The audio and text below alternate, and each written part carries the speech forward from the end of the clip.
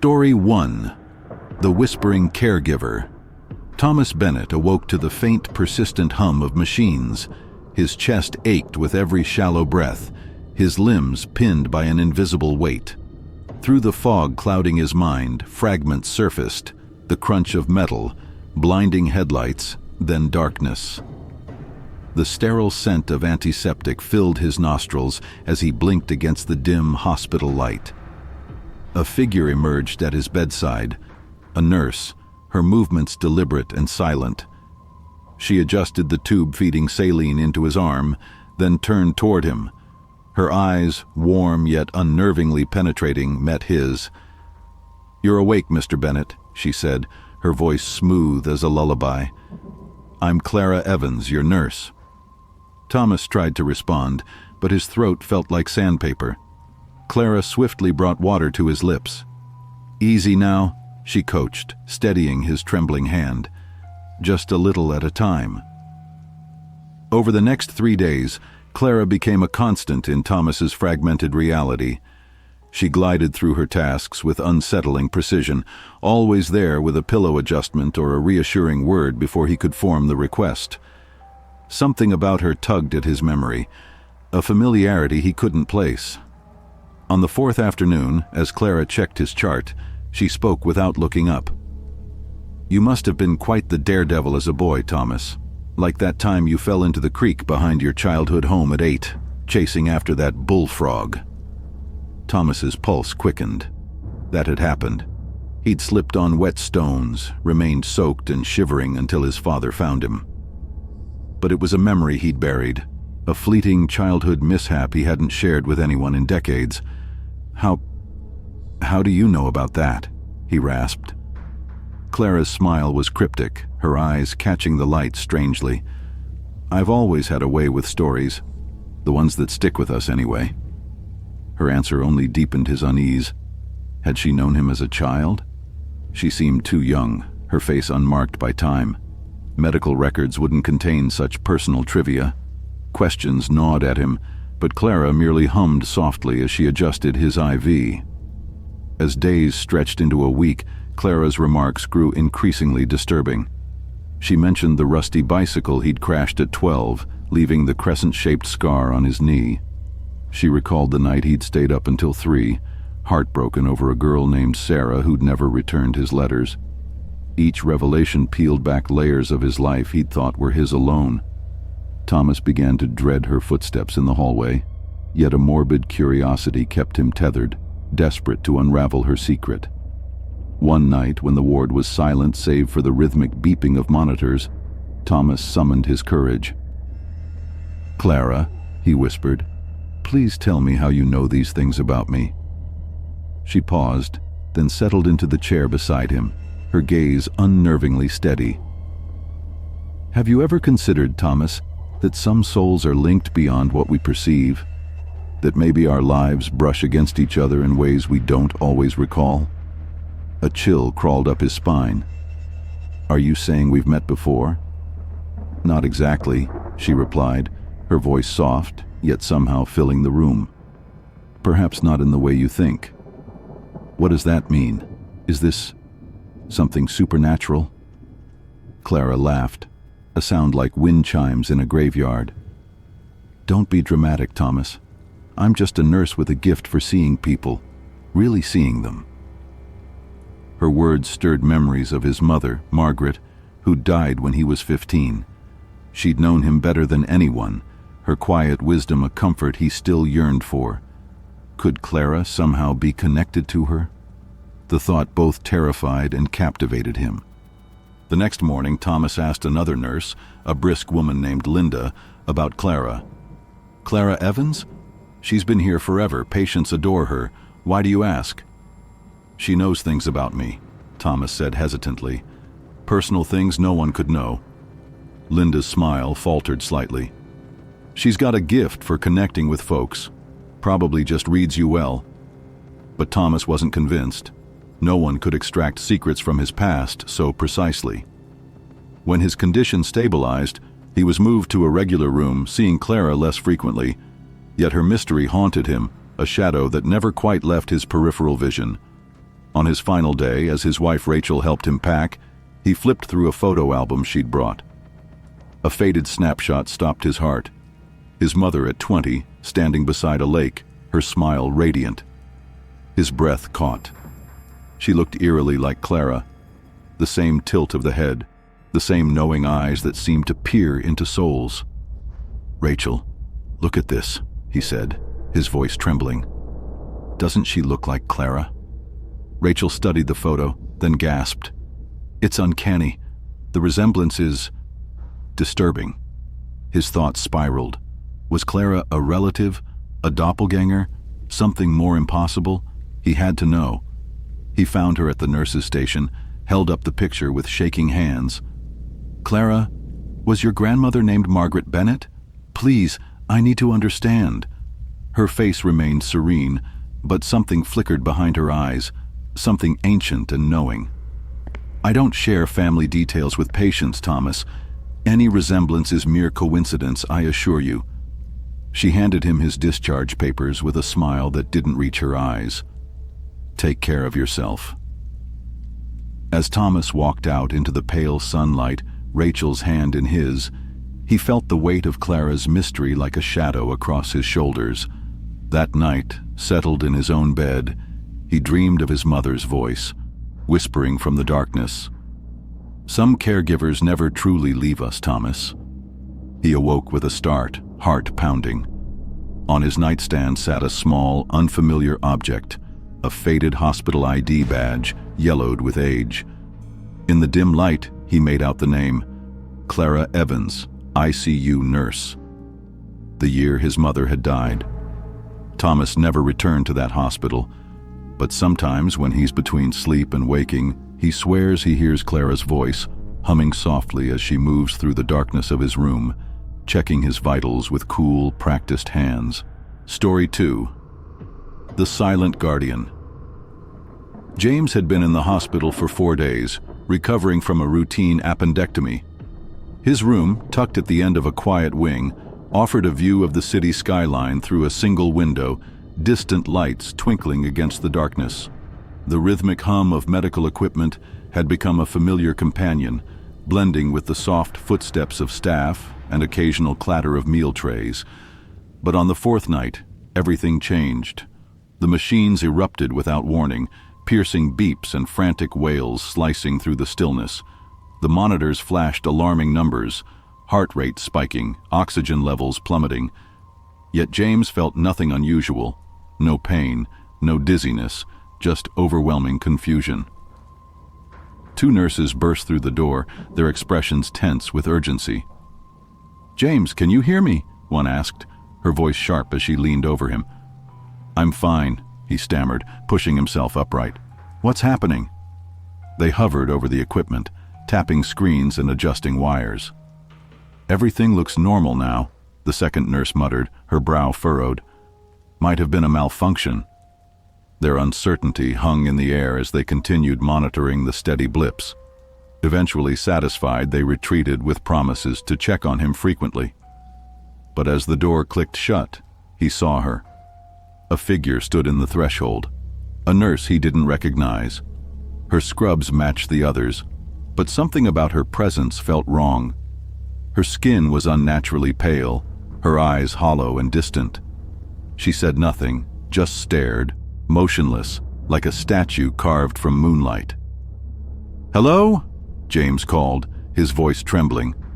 She didn't respond. Instead, she turned and glided away, vanishing into the shadowed hallway. A chill crawled up his spine. He pressed the call button, and soon Nurse Clara, one of his regulars, appeared. "Someone was just here," he explained. "A nurse I don't recognize. She didn't speak, just stood there watching me." Clara frowned, tilting her head. "I didn't pass anyone. Maybe someone from another floor. I'll ask around." She returned minutes later, shaking her head. "No one else is working this wing tonight except me and Nurse Tom. Are you sure you weren't drifting off?" James nodded, though doubt gnawed at him. The image of that silent figure remained sharp and unmistakable in his mind. Later that night, as the clock approached midnight, The security guard, Mr. Daniels, poked his head in during rounds. He was a wiry man with graying hair and kind eyes. "Everything all right, James? Nurses mentioned you had some excitement earlier." Hesitant at first, James described the strange nurse. Mr. Daniels rubbed his chin thoughtfully. "This place has stories, you know. Been around for decades. Some folks say it's got history, spirits of old staff, patients who never quite checked out. Probably just rumors, though." His words offered little comfort.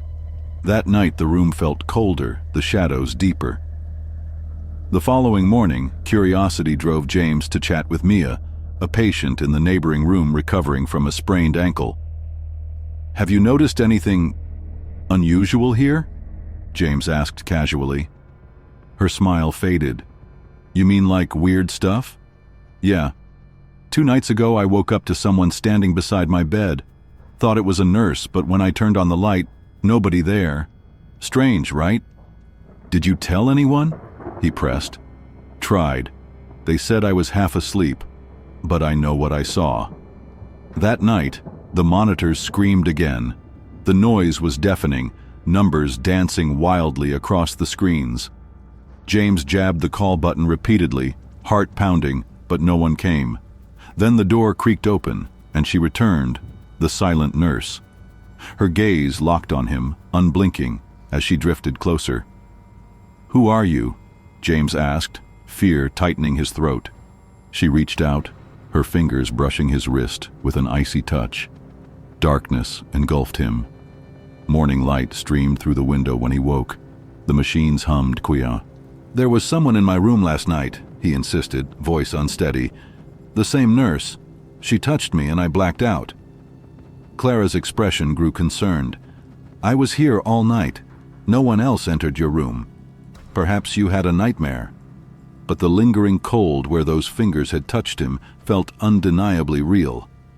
That afternoon, during a quiet period, James made his way to the security desk. Mr. Daniels was there, sipping coffee from a ceramic mug. "Could I see last night's footage?" James asked. "From the cameras?" The guard hesitated, then shrugged. "I suppose it couldn't hurt." They scrolled through grainy video on a small monitor. At 3 in the morning, the camera caught her, a nurse entering James's room, her face indistinct. She lingered inside for several minutes, then left. But when they checked the hallway feed, there was nothing, no trace of her beyond his doorway. "She's not there," Mr. Daniels whispered, his face paling. "It's like she disappeared." "What does this mean?" James asked, dread pooling in his stomach. "You might want to talk to Dr. Harris," the guard suggested. "He's been here 20 years, seen it all." Dr. Harris was a tall man with silver-streaked hair and a calm demeanor. When James shared his experience, the doctor listened attentively, then sighed deeply. "This hospital has history," he said quietly. "Many years ago, a nurse passed away here under strange circumstances. Some say her presence lingers, watching over patients." "Is that what I'm seeing?" James asked. "Perhaps.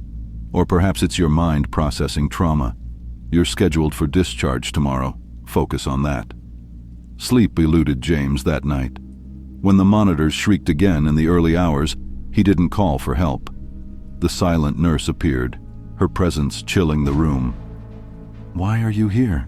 he whispered. Her voice came, faint as a distant echo. "To protect you." "From what?" She turned and pointed toward the window. Outside, vague shapes loomed in the darkness, formless, menacing entities hovering just beyond the glass. "What are they?"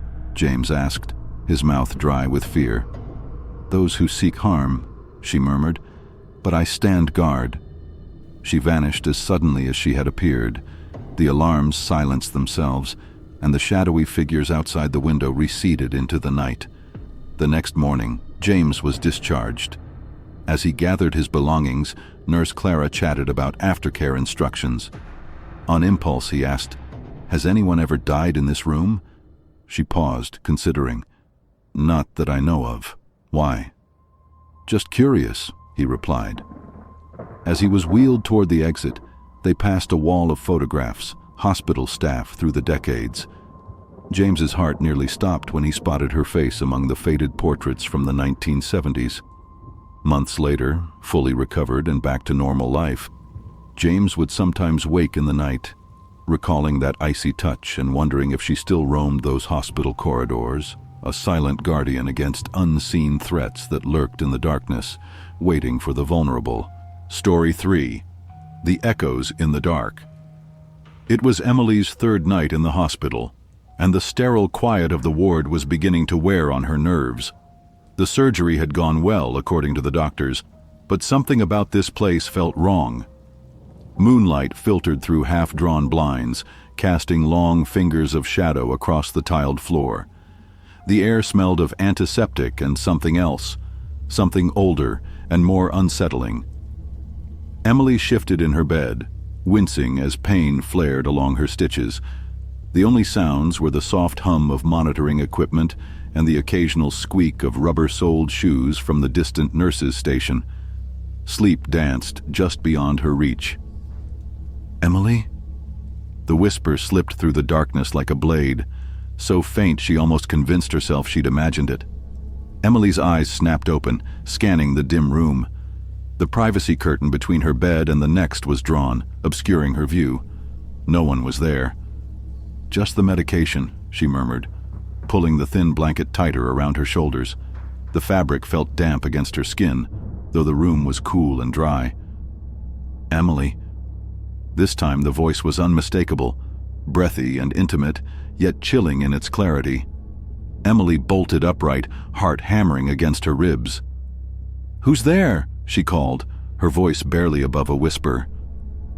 Silence answered her. She swung her legs over the side of the bed, bare feet connecting with the frigid floor. The hallway stretched before her, fluorescent lights flickering at irregular intervals. The nurses' station sat empty, paperwork abandoned mid-task. Morning brought no relief. Over a tray of untouched oatmeal and tepid juice, Emily found herself making conversation with John, the elderly patient in the adjacent bed. His kind face was etched with the lines of someone who had seen much in his 73 years. "Did you notice anything strange last night?" Emily asked, keeping her voice low. John's weathered hand paused mid-air, spoon hovering above his breakfast. "Strange how?" "A voice," she admitted, feeling foolish even as the words left her lips. "It whispered my name. Twice." The spoon clattered against the tray. A flash of recognition crossed John's face. "I thought I was losing my mind," he confessed. "For 3 nights now, I've heard my name called out, always around midnight."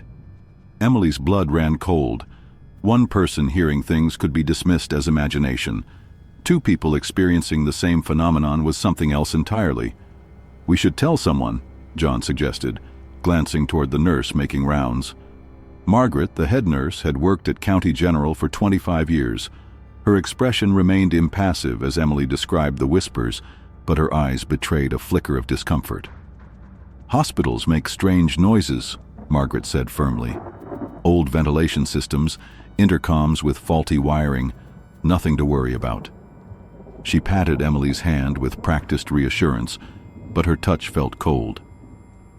That night, Emily and John stayed awake, waiting. The ward gradually fell silent as the hours crept by. When the wall clock struck midnight, the air seemed to thicken. "Emily." The whisper came from the corner of the room, by the window where shadows pooled darkest. "John." Another voice, similar yet distinct, drifted from behind the curtains. They exchanged glances, confirmation passing between them. This was real. "Who are you?" Emily called out, her voice stronger than she felt. The whispers continued, multiplying until they formed an unintelligible chorus of pleas. The temperature in the room plummeted, their breath forming small clouds in the sudden chill. By morning, word had spread. A woman from the East Wing reported hearing her name called while showering. An orderly refused to enter the supply closet on the 3rd floor, claiming someone had whispered to him from inside the empty room. Emily approached Glenda, an elderly volunteer who had been with the hospital since its opening. The woman's hands trembled as she arranged flowers at the nurse's station. "This building has history," Glenda said quietly, glancing around as if afraid of being overheard. "Before County General, there was Westmore Sanatorium on this very spot, burned to the ground in 1968. 47 patients never made it out." Her voice dropped even lower. "Some say they're still here, trapped between worlds." That night, the whispers evolved. "Emily, help us. John, free us." The voices carried unmistakable anguish, a desperation that transcended death itself. Emily felt an overwhelming sense of responsibility settle over her. "How?" she whispered back. "How can we help you?" "Trapped. In the walls," came the reply, so close it could have been breathed directly into her ear. Emily and John convinced Margaret to contact Father Michael, a local priest known for his work with the troubled. He arrived on the 7th night, his weathered Bible clutched in gnarled hands. As he walked the corridors, reciting ancient prayers, the air grew dense and oppressive. The whispers rose to a crescendo, dozens of voices overlapping, pleading, calling out names. The lights flickered wildly, and a cold wind rushed through the sealed windows. Father Michael's voice never faltered, even as the temperature continued to drop. With the final prayer, something shifted. The pressure in the air released like a long-held breath. The whispers faded, not in defeat, but in something resembling peace. In the days that followed, the hospital returned to normal. The night shifts reported no unusual occurrences. Patients slept undisturbed. Emily and John were discharged, their physical wounds healing cleanly. Years later, Emily would still wake occasionally to the phantom echo of her name. Not frightening anymore, but a reminder of those who had been trapped and forgotten. She'd learned that sometimes the most terrifying things aren't ghosts or monsters, but the thought of being lost between worlds, with no one to hear your cries. And sometimes, being heard is all it takes to find peace. What she never told anyone, not even John, was that on particularly quiet nights, she could still hear the faintest whisper. Not calling her name now, but offering a simple, chilling truth. "We're still here, waiting for you to return."